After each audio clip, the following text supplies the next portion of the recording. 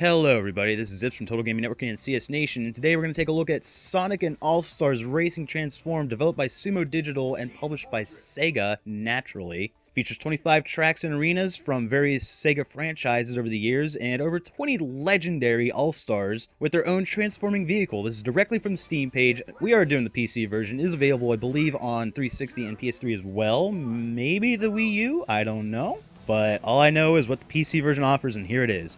Some of the characters offered up are obviously from old Sega franchises, including Sonic, and I can't think of the other ones offhand because I'm not looking at the video while I'm recording this, so you'll just have to see it from the character select screen yourself.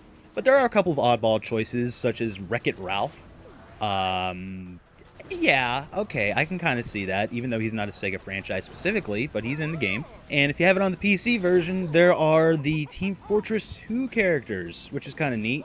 And the little catch with this game is you can drive on the ground, obviously, and when you hit specific points, you will either transform your vehicle into a jet, or if you're on the water, it'll transform into a boat, and you can just continue the race. It's all pretty seamless. It flows very well, and because of the fact that the tracks actually change between each lap, sometimes subtly, sometimes pretty drastically, there are multiple branching paths as well.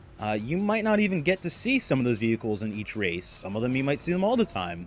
It really depends on which route you go and how the track decides it wants to change itself. We haven't had a good arcade racer on PC in quite some time, I don't think. I know PlayStation has the little Big Planet karting or whatever it is. Microsoft has, I don't know, something. I'm sure they have something. Maybe something to do with Kinect.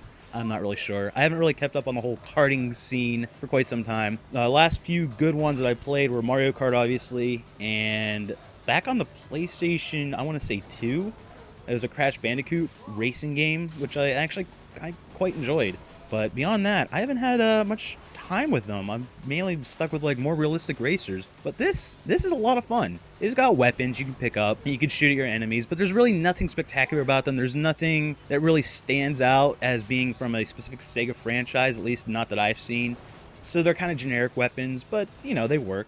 There is also a multiplayer component to this, in addition to the single-player world circuit, or, you know, free play where you can just choose wherever you want to. The multiplayer, I really couldn't get to work, and I know I'm not alone in that. A lot of people have had troubles with it, so I just kind of gave up on it. I can't really comment on that for when it works, but I'm sure when it works okay. I don't know.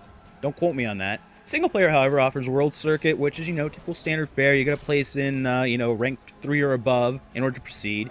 There are different difficulties you can actually choose right off the bat for each track, and each one has a more challenging goal that you have to complete. Like, the fastest carts, I believe, you have to come in first on, whereas if you're going for the easiest difficulty, you can just place 3rd or above, and, you know, you get the star. But you get more stars if you have more harder difficulty. But that's really standard fare type stuff.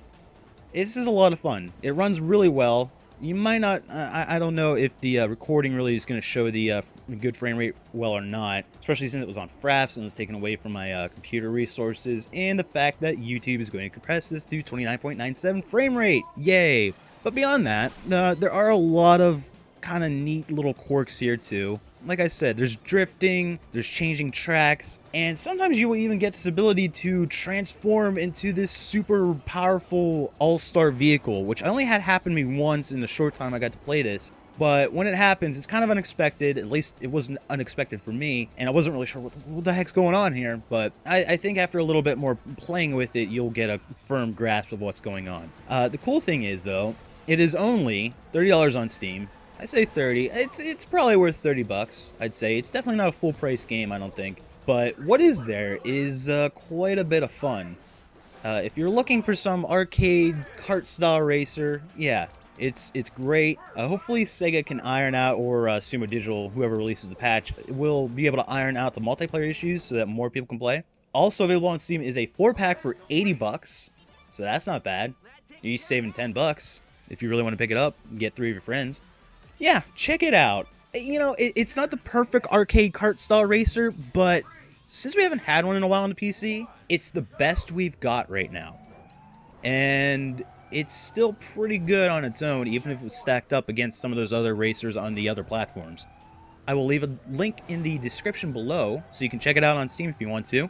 And we'll catch you next time. This has been Zips with TGN and CSN. See ya.